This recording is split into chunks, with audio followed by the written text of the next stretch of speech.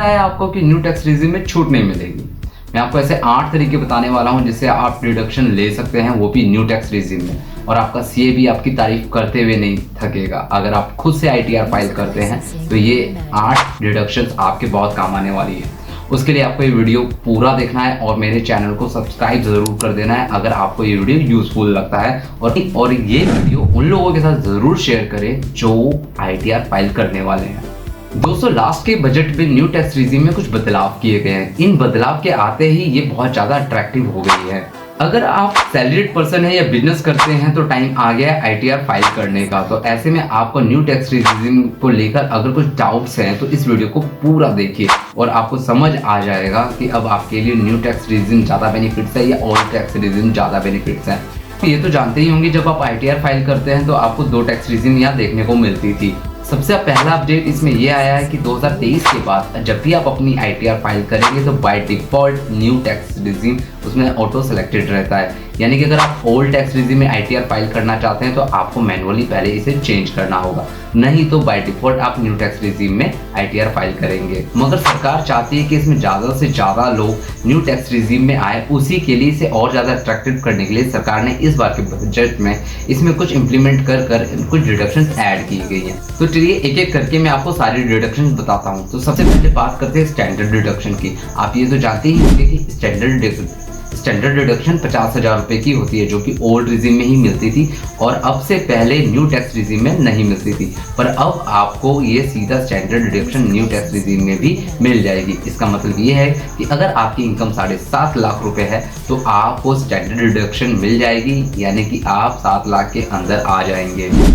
Number 2 deduction उन लोगों के लिए है जो लोग दिव्यांग हैं और ट्रैवलिंग करते हैं, तो उनको आज जब अपनी आईटीआर फाइल करेंगे तो वो अपना ट्रैवलिंग के लिए डिडक्शन यहाँ क्लेम कर सकते हैं।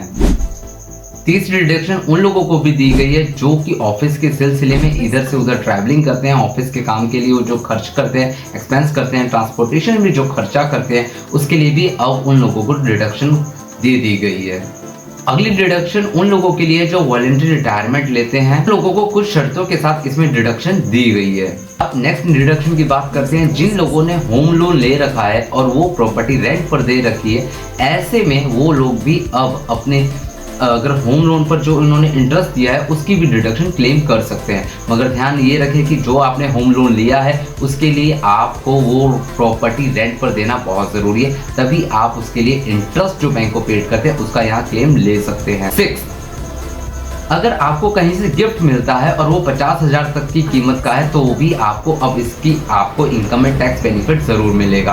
पहले ये डिडक्शन इसमें नहीं थी मगर इसे न्यू टैक्स रेजिम में ऐड कर दिया गया है। यानी कि आप साल में अगर किसी से कहीं से 50,000 रुपये का गिफ्ट लेते हैं तो आप उसमें अपने न्यू टैक्स रेजिम में सीधा इसका डिडक्शन ले सकते हैं, जो कि 50,000 रुपये तक है। अगर आपने इससे ऊपर का गिफ्ट लिया है तो सिर्फ आपको याद रखें कि यहाँ डिडक्शन सिर्फ 50,000 रुपये की मिलेगी। एनपीएस यानी कि नेशनल पेंशन स्कीम, इसमें नौकरशाही उन लोगों को जिन्होंने एनपीएस में अपना इन्वेस्ट कर रखा है उन लोगों को भी यहाँ डिडक्शन क्लेम कर सकते हैं।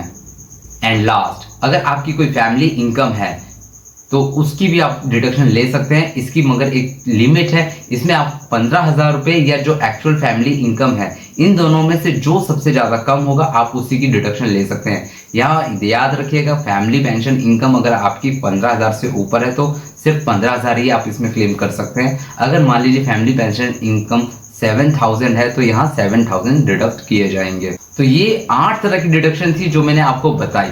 आई होप अगर आपको नहीं पता होगी तो प्लीज़ इस चैनल को लाइक करके कमेंट करके ज़रूर बताएं क्या ये आपको इससे पहले इन डिडक्शन के बारे में पता था। और अगर आप अपनी आईटीआर फाइल खुद से नहीं करना चाहते हैं और हमसे करवाना चाहते हैं तो आप कमेंट कर सकते हैं और मेरा व्हाट्सअप नंबर आपको डिस्क्रिप्शन में मिल जाएगा और डिस्प्ले पे भी शो हो रहा होगा। आप मुझे व्हाट्सअप करके अपनी आईटीआर फाइल करवा सकते हैं, जिसके हम बहुत ही मिनिमम चार्जेस लेते हैं आपसे।